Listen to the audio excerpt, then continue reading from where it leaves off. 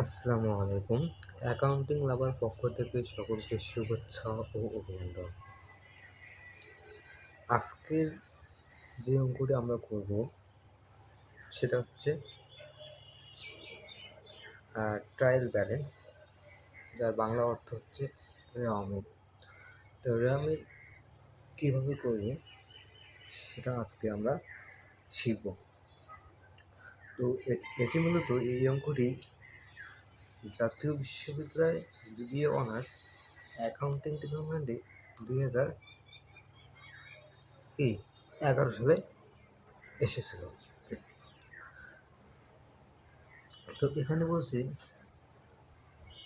the following accounts are taken from the ledger of SG Company of December 31শে December 2011।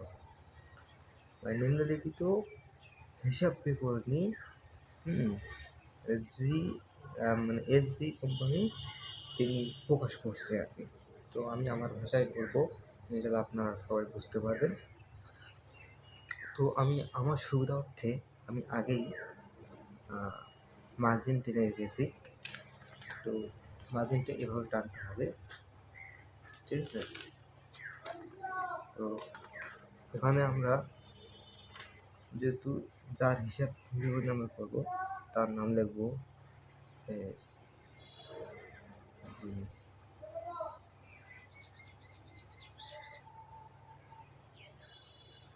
Company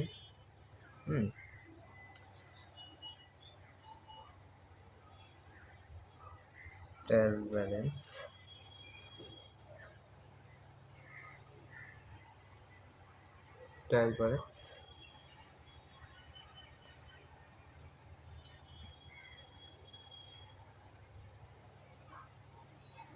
December 2011 এভাবে।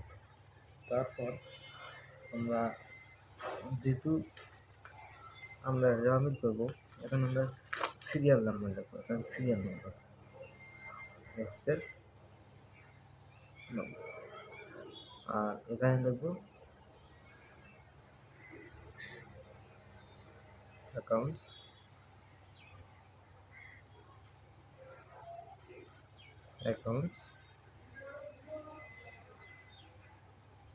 Extra লিখতে পারি expense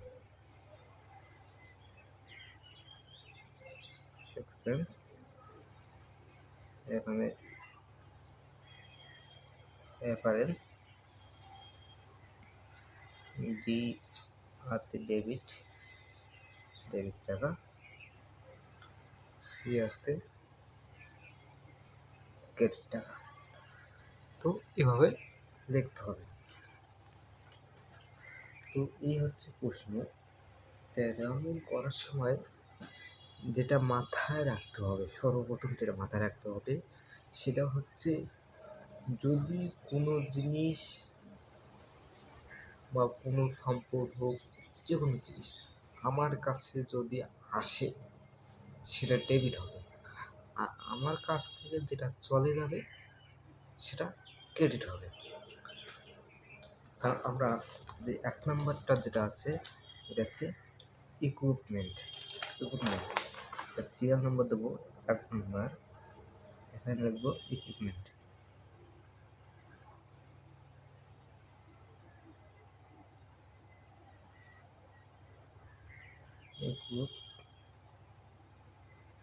equipment মানে হচ্ছে আসবাবপত্র, একটা হচ্ছে সম্পদ। আমি সম্পদ ক্রয় করছি, মানে ইকুইপমেন্টটা ক্রয় করছি, যেটা আমি ক্রয় করছি কত দিয়ে 88,000। ইকুইপমেন্ট মানে আসবাবপত্র, এটা আমি ক্রয় করছি, এটা ডেবিট হবে। ইকুইপমেন্ট হিসাব ডেবিট 88,000।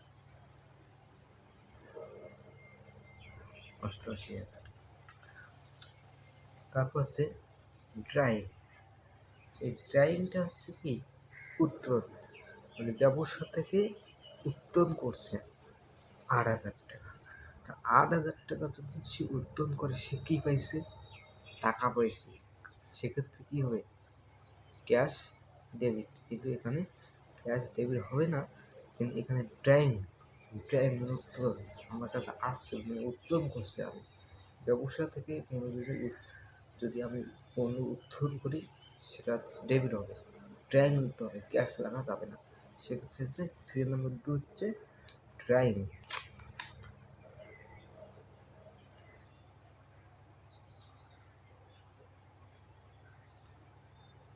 Drawing 10,000 8,000 debit. তারপর হচ্ছে 3 নম্বর অ্যাকাউন্ট পেবল। অ্যাকাউন্ট পেবলটা হচ্ছে পাওনাদার, মানে অন্য কেউ আমার কাছে কি টাকাটা পাবে, যদি আমার কাছে পাবে আমাকে টাকাটা দিতে হবে, সেক্ষেত্রে কি account receiver account receivable credit হবে, যেটা আমাকে দিতে হবে। 3 নম্বর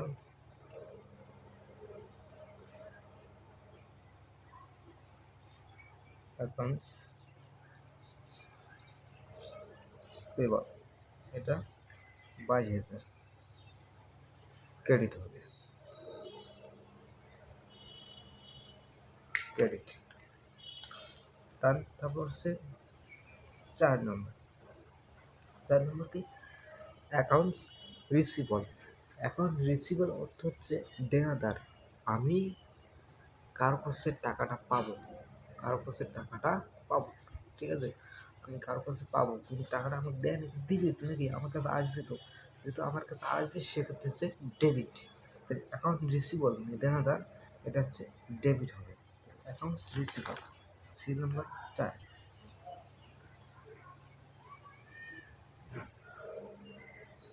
অ্যাকাউন্ট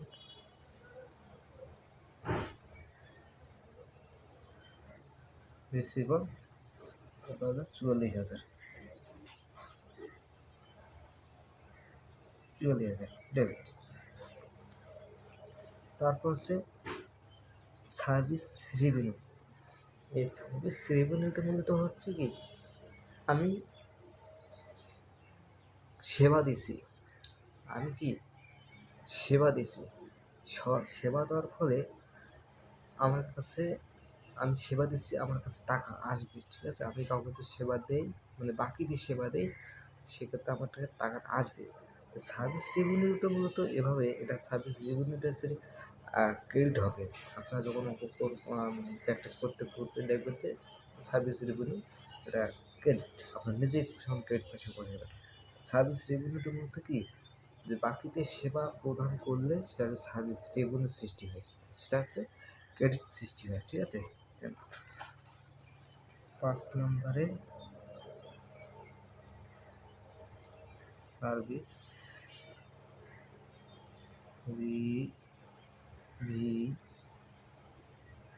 রেভিনিউ কত হাজার, 95,000, 95,000, ঠিক আছে। একটু লম্বা করে ডাইরেক্ট নেই সুবিধার্থে।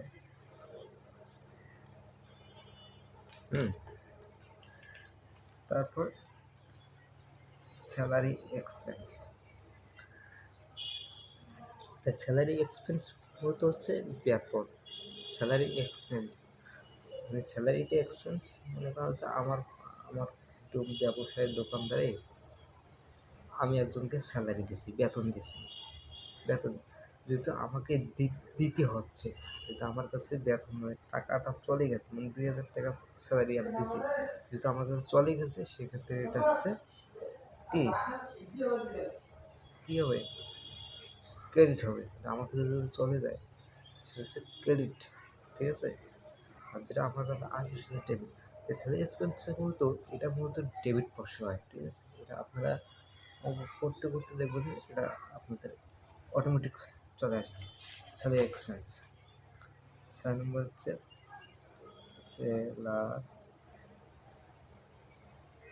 স্যালারি এক্সপেন্স কত হাজার, 2,000। তারপরটা হচ্ছে ক্যাপিটাল, মূলধন। আমরা জানি যে মূলধন সবসময় ক্রেডিট পাশে হয়, ঠিক আছে। 7 নম্বর ক্যাপিটাল।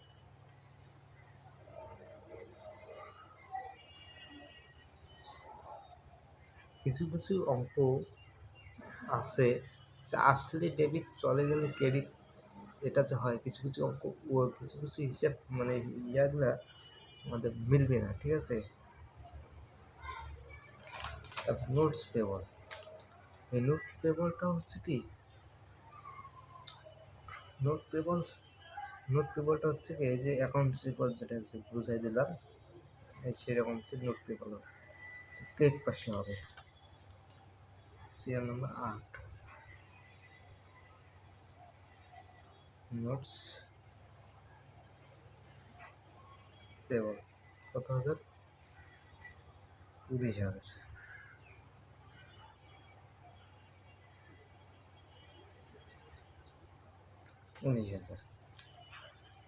তারপরে স্যালারিস পেবল, পেবল থাকলে কি পাওনা টাকা, মানে টাকাটা আমি কি পাবো,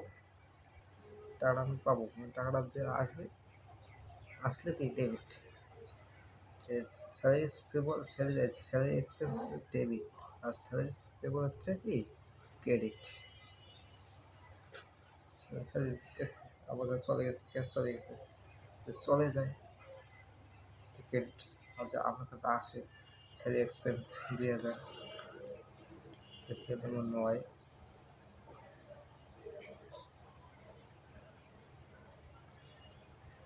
স্যালারিস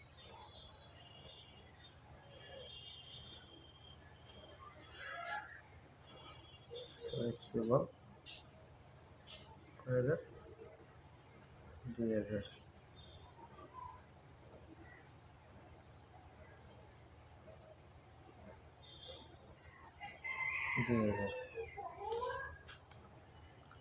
তারপর হচ্ছে প্রিপেড ইন্স্যুরেন্স, মানে কি অগ্রিম বিমা।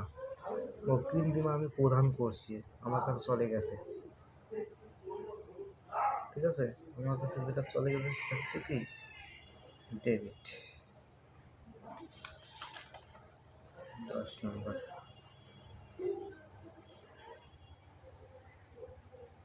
প্রিপেড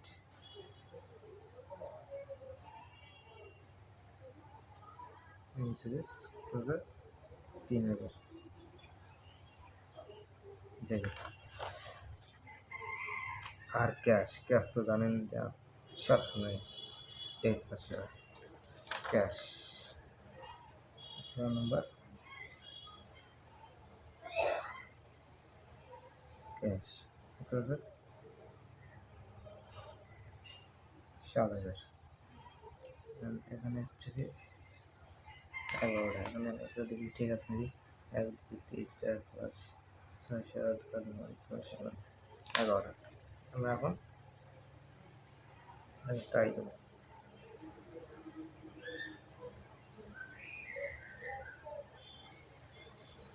এখন এগুলো সব যোগ করবো,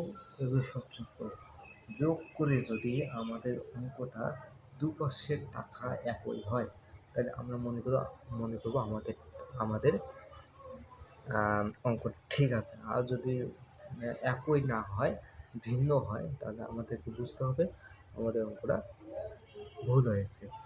তো আমার কাছে তো ক্যালকুলেটর না থাকার কারণে আমি হিসাবটা আপনাদেরকে দেখাতে পারছি না। আপনার হিসাব করে দেখবেন যে ঠিক আছে কি নাই, এবং অ্যান্সার কত হবে তা কমেন্টে জানাবেন।